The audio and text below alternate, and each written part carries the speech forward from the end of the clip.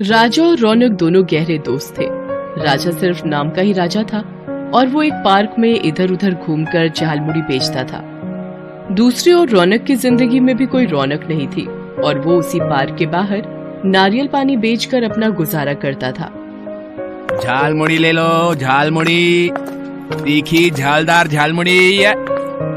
नारियल पानी, नारियल पानी।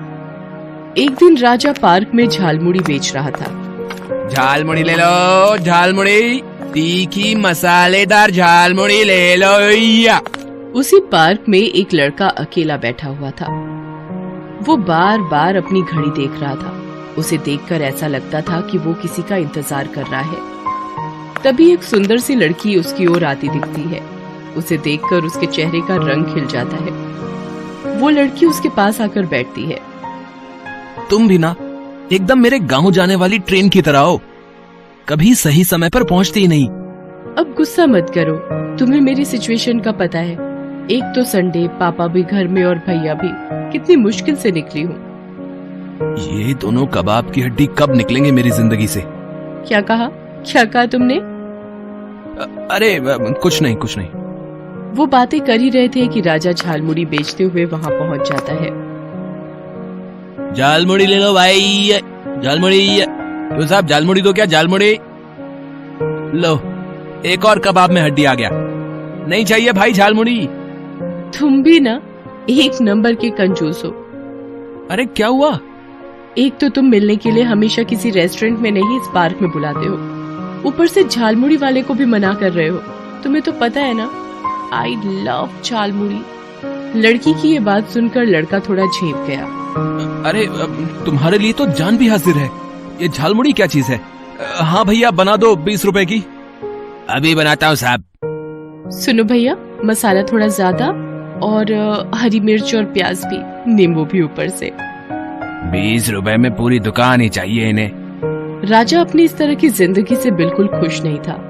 वो चाहता था कि वो भी अमीर बने, लेकिन उसे लगता था कि झालमुड़ी बेचकर खुद का गुजारा किसी तरह से तो हो सकता है, लेकिन अमीर बनना असंभव है।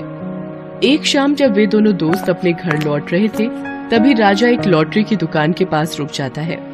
भाई 2 मिनट। क्या हो गया? अरे वो लॉटरी का टिकट आज नहीं खरीदा, तो रुक मैं लेकर आता हूँ। क्या पता आज के टिकट के बाद मुझे कभी टिकट खरीदने की जरूरत ही ना पड़े। तू कब तक करता रहेगा ये फिजूल खर्ची? जब तक कि अमीर ना बन जाऊं भाई। सालों से राजा हर दिन एक लॉटरी का टिकट जरूर खरीदता था, लेकिन उसकी किस्मत हमेशा दगा दे जाया करती थी। दोनों दोस्त साथ ही रहते थे। अगली सुबह जब रौनक अपना नारियल पानी का ठेला तैयार कर रहा था, तो राजा उदास सा बैठा हुआ था। क्या हुआ राजा भाई, आज काम पर नहीं जाना क्या? तू जा, मेरा मन नहीं है। क्या हो गया? तबीयत तो ठीक है ना? हाँ यार, ठीक हूँ, लेकिन इस जिंदगी से ऊब गया हूँ। सालों हो गए झालमुड़ी बेचते हुए। जीवन वैसे का वैसा ही है। वही टूटा फूटा घर, वही फटी कमीज, वही हर बात को लेकर तरसना। ये भी कोई जिंदगी है? मैं समझ गया। तू सुबह सुबह इतना उदास क्यों है मेरे भाई? आज भी तेरी लॉटरी का नंबर नहीं आया है ना? यार पता नहीं क्या पाप किया है जो भगवान ने ऐसी सड़ी किस्मत लिख दी है। उस दिन राजा काम पर नहीं गया। उसने मन ही मन में एक डिसीजन ले लिया था और उसी डिसीजन के बारे में बताने के लिए वो रौनक के पास जाने के लिए घर से निकला। दूसरी ओर रौनक हर दिन की तरह अपने काम में बिजी था। कितने का दिया भैया नारियल पानी? 30 का एक है बहन जी। इतना महंगा? 20 का दे दो। अरे नहीं नहीं बहन जी, इतना कम में नहीं हो पाएगा। देख लो, 4 लूंगी। ठीक है, आप 110 दे देना। नहीं, 100। ठीक है। ये सारी चीजें राजा पास ही खड़ा देख रहा था। ग्राहक के जाने के बाद राजा ने रौनक से कहा, भाई रौनक, तुझसे एक बात बतानी थी। मैं जा रहा हूँ यार। जा रहा है? कहाँ जा रहा है? मैं मुंबई जा रहा हूँ। लोग कहते हैं वो सपनों का शहर है। मुझे लगता है कि मेरे अमीर होने का सपना वहीं पूरा होगा। तू मत जा यार, यहीं रह। तेरे बिना बिल्कुल दिल नहीं लगेगा यार मेरा। तू क्या चाहता है? पूरा दिन 5-10 रुपए के लिए ग्राहकों से चिक चिक करता रहूं? अरे यार, चिक चिक भी किया ना। एक उम्र बीत गई हम दोनों की यार, लेकिन कुछ भी तो नहीं बदला। रौनक ने राजा को बहुत समझाया, लेकिन वो तय कर चुका था कि अब वो वहाँ नहीं रहेगा।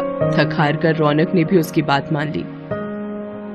उस दिन शाम को वे दोनों घर लौट रहे थे, तभी लॉटरी की दुकान पर रौनक रुक गया, लेकिन राजा आगे बढ़ता ही जा रहा था। उसे ऐसा करते देखकर रौनक ने उसे आवाज लगाई, राजा, अरे राजा। अरे क्या हो गया यार, चलना घर। आज दोनों दोस्त बैठकर खूब बातें करेंगे।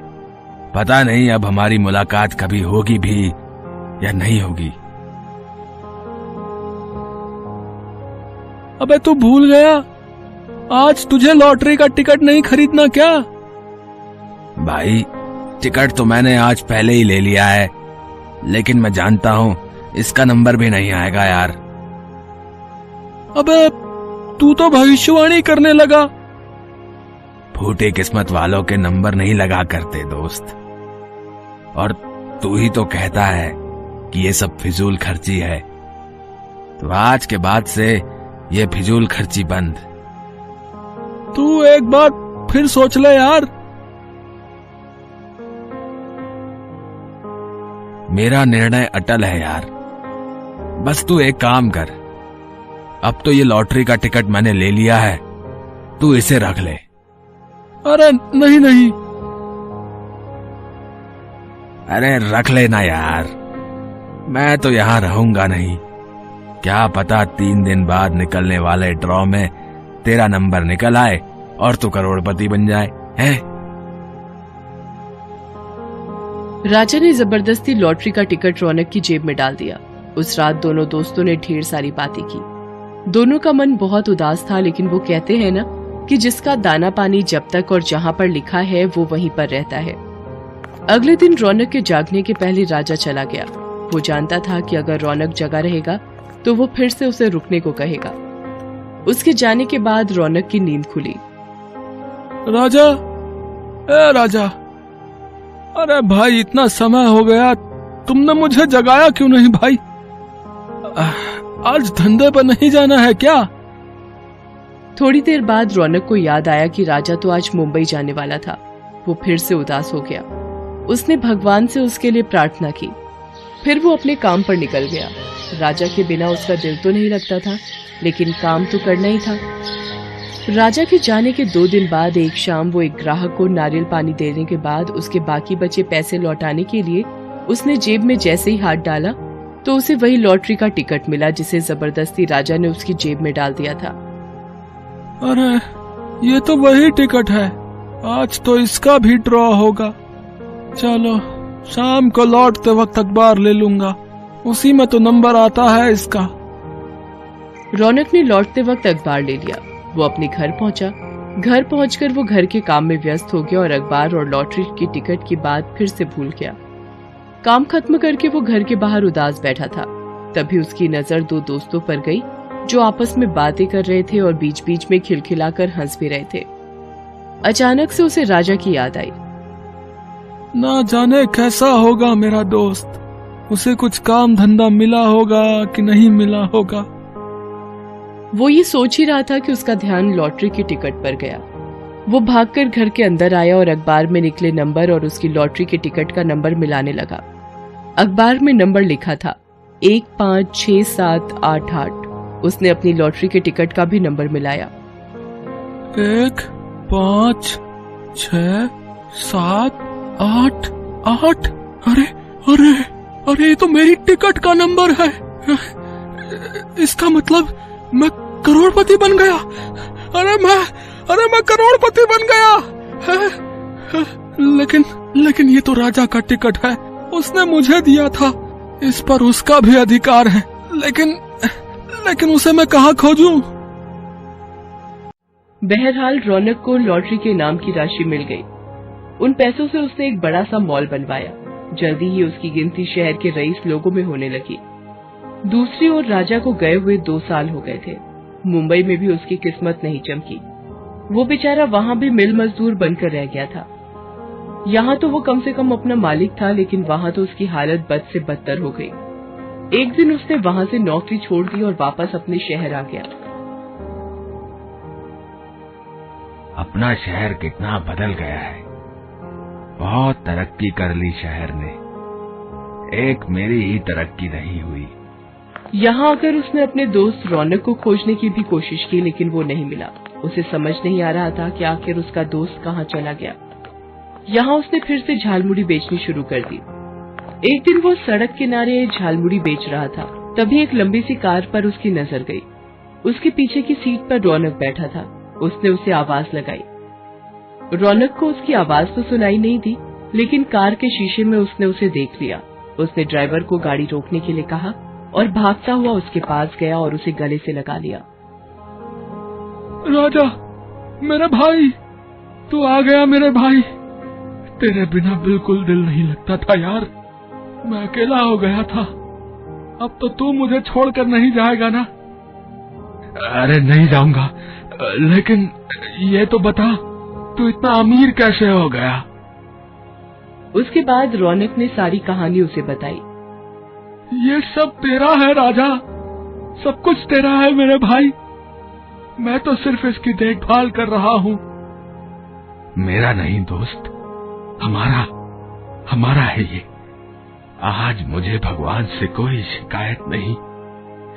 उन्होंने मेरी किस्मत फूटी नहीं लिखी थी दोस्त। ये मैं इसलिए नहीं कह रहा हूँ क्योंकि मेरी लॉटरी में इतना बड़ा इनाम निकला है। ये मैं इसलिए कह रहा हूँ क्योंकि मेरे पास तेरे जैसा दोस्त है रे। तो चाहता तो सब कुछ ले सकता था, लेकिन नहीं, तूने मेरे लिए संभाल कर रखा। तेरे जैसा यार कहाँ मिलेगा। आजा, आजा मेरे गले लग जा मेरे भाई, गले लग जा। ये कहकर उसने रौनक को गले लगा लिया। फिर दोनों दोस्त खुशी पूर्वक रहने लगे।